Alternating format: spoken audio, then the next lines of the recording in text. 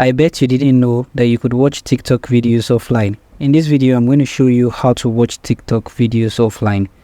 Go ahead and open TikTok.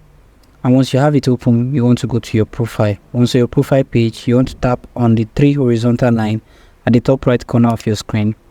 And you're going to see settings and privacy. Now tap on settings and privacy.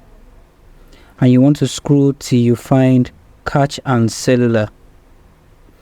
Under catch and cellular, you're going to see offline videos. Tap on offline videos, and here you'll be able to set your offline video downloads. So you can download videos to watch offline. They'll be refreshed with new content when you're next connected to a Wi-Fi. You can specify the quantity of videos you want to be downloaded, such as 50 videos for 30 minutes with a size download of 25 megabytes, up to 200 videos for 120 minutes, 150 MB size download.